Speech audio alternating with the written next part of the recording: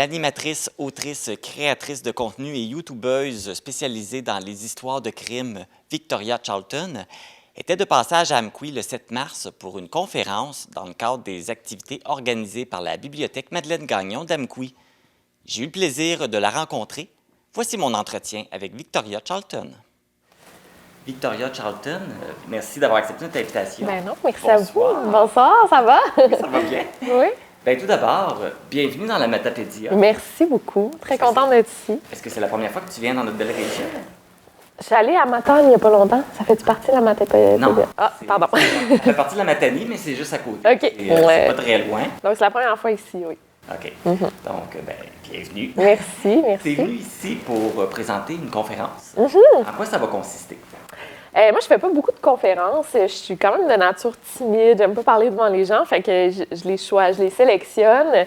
Il faut pas que ça soit trop compliqué. Par exemple, là, je vais parler de mon parcours, comment je fais mes vidéos, quel type de vidéos je fais. Dans une autre conférence aussi, on m'avait demandé de parler des cas là, de disparition, de meurtre, mais j'étais moins à l'aise de donner des conférences pour ça. Fait que j'aime mieux parler de mes choses à moi. Tu vas parler plus de ton parcours C'est ça. personnel que de parler de ce que tu fais.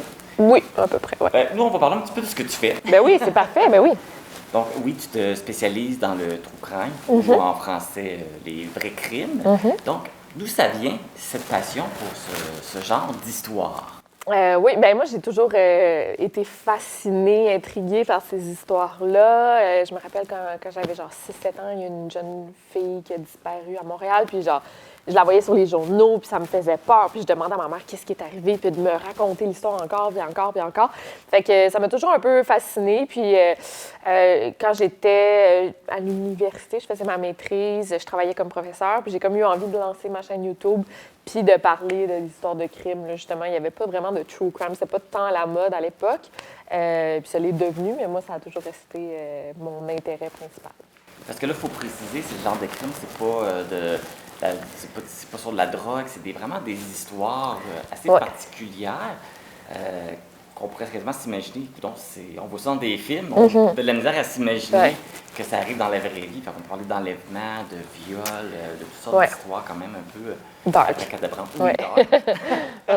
Fait que tu as écrit des livres, tu as ta chaîne YouTube. Comment tu fais pour trouver tes sujets et trouver tes invités?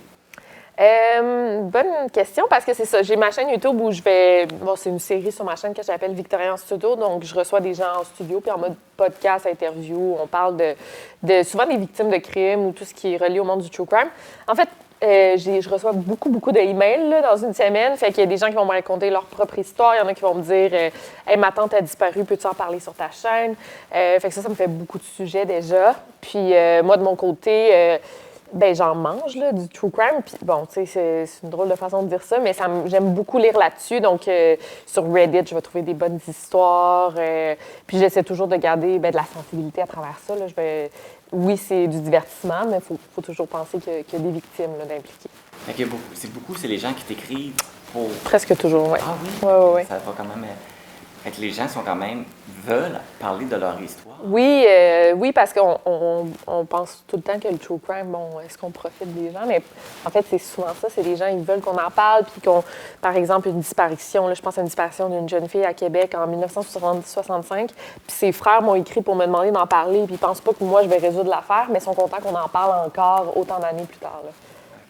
Oui, parce que là, les livres que tu as écrits, c'est des best-sellers.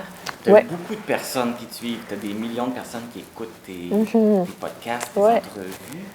Es-tu surprise de cette popularité-là? C'est toujours très flatteur. Puis quand je fais des séances de dédicace, je suis toujours contente de voir qu'il y a autant de monde. Je m'attends toujours à ce qu'il n'y ait pas de monde. Puis quand il y en a, je suis vraiment contente. C'est sûr, je pense que je suis arrivée comme au bon moment. Au bon endroit, au bon moment. Tu sais, moi, j'ai commencé ma chaîne YouTube, justement, le true crime, c'était même pas un terme qu'on connaissait tant que ça. Puis ça a explosé. Là. Il y a des podcasts partout, des émissions de télé, des documentaires sur Netflix. Fait que j'étais comme là quand ça a commencé. Puis je suis bien contente parce que moi, c'est ça, c'est ma passion. Là. J'aime ça faire des recherches, j'aime ça raconter des histoires, rencontrer des familles, faire un peu d'enquête à travers. Là, Justement, Comment t'expliques justement que les gens s'intéressent tellement à ce genre d'histoire-là? Je pense que c'est juste, pour beaucoup, c'est comme un intérêt morbide. Là. Je dis toujours, tu sais, la théorie que Mettons que tu passes sur l'autoroute, il y a un accident, mais tout le monde ralentit pour voir qu'est-ce qui s'est passé. Fait que je pense que c'est un peu ça, le true crime. Mais outre l'intérêt un peu morbide, bien, je pense qu'on peut réellement aider aussi à faire avancer des cas qui sont irrésolus.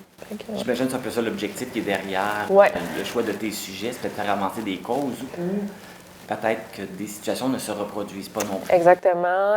Oui, définitivement. Tu sais, par exemple, moi, tout ce qui est tueur en série, affaires résolues, j'en parle un peu moins. J'aime vraiment mieux parler d'histoires qui ne sont pas résolues en espérant pouvoir aider à la résoudre, là, justement. Et puis, ça fait avancer. Est-ce que tu as eu des dossiers qui ont avancé, justement, grâce peut-être à des... Pas concrètement, non, mais moi, c'est sûr, j'ai reçu parfois des indices par DM là, sur Instagram que moi, je vais transmettre aux familles, qui vont transmettre à la police. Je donne une plateforme à des gens, surtout sur mes podcasts, par exemple. Ma mère, elle a été assassinée en telle année, ça n'a jamais été résolu, mais moi, j'invite cette personne-là à raconter son histoire. Puis par la suite, elle se fait contacter souvent pour recevoir des indices qu'elle va transmettre aux policiers. Donc, pas concrètement, mais on fait avancer des dossiers, je crois. Dans toutes les histoires que tu as étudiées, que tu as regardées, que tu as revisitées, y en a-tu une que tu as trouvé le plus insensée? Laquelle tu as trouvé la plus insensée? Il y en a tellement, mais je pense à la dernière. Là, j'ai fait des recherches cette semaine pour une vidéo qui est arrivée en 2022. Là, sans trop embarquer dans les détails, là, mais c'est en Louisiane. Là, c'est deux parents comme de classe moyenne, là, vraiment, qui ont des bonnes jobs. Puis ils ont une fille autiste. Qui avait une phobie sociale extrême, puis ils l'ont juste laissé mourir sur son sofa. En fait, grosse négligence extrême, là. Je ne vais pas entrer dans les détails parce que c'est dégueulasse, mais ça m'a tellement... ça m'a bouleversé, cette histoire-là, vraiment. Je pense encore, puis je racontais justement à mon mari cette histoire-là, puis j'étais comme, tu peux-tu croire comment c'est arrivé? Ouais. Il y a même une photo de ces deux personnes-là, les parents, ils posent devant leur sapin de Noël, puis on voit le sofa où leur fille est morte. Mais elle est restée là, couchée pendant 12 ans de temps, elle s'est jamais levée. Elle faisait ses besoins sur le sofa. Fait qu'ils sont devant le sapin, puis elle est morte. En tout cas, je vous prendrai. Il y a beaucoup d'histoires de même.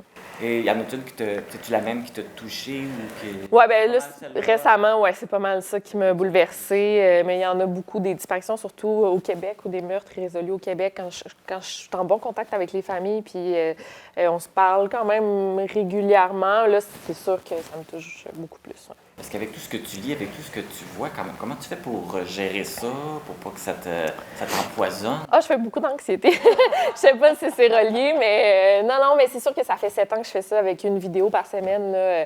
J'ai peut-être 400 vidéos sur ma chaîne YouTube, mes livres, donc j'ai pas le choix nécessairement d'un peu me faire une carapace, me forger une carapace pour passer d'une histoire à l'autre. Ouais. Oui, t'as pas le choix, parce qu'à un moment donné, avec tout ce que tu dois... Toutes les informations que tu lis, tu vas trouver, ça doit être quand même assez... Oui, c'est pas toujours, disons, comme sujet. Ouais. Et là, tu es ici présentement pour faire une conférence. Est-ce que tu vas en faire d'autres? Est-ce que tu as plusieurs conférences de prévues? Non, c'est pas mal la dernière, la deuxième et la dernière. Non, peut-être je vais en faire éventuellement si les demandes se présentent. Mais ça me demande beaucoup, là. C'est très stressant pour moi. Je suis pas trop à l'aise, donc on verra, ouais. Sinon, qu'est-ce qui s'en vient pour toi? As-tu d'autres projets Oui, j'ai une émission de TV sur Vrai là, qui vient de sortir. Fait que si les gens veulent regarder ça, c'est Évaporé. Puis ça s'appelle comme ça. Donc, c'est moi qui enquête sur des personnes disparues, qui essaie de les retrouver. Et je vais avoir une nouvelle émission qui va sortir aussi sur Vrai. Ça s'appelle Road Trip Fatal. Ça va sortir au printemps. Donc, encore de beaux projets qui s'en viennent pour toi. Oui, très contente. Merci. Merci de nous avoir choisis pour faire ta conférence ici. Je suis très contente d'être ici. Et puis, je vais te souhaiter une bonne conférence, puis une bonne continuité, puis beaucoup de succès là, dans tes projets. Merci beaucoup. Les vidéos et les épisodes de podcast de Victoria Charlton sont accessibles par l'entremise de sa chaîne YouTube. Vous pouvez également vous procurer ses ouvrages dans toute bonne librairie. À découvrir si vous êtes amateur d'histoires de crimes mystérieuses, déconcertantes et non résolues.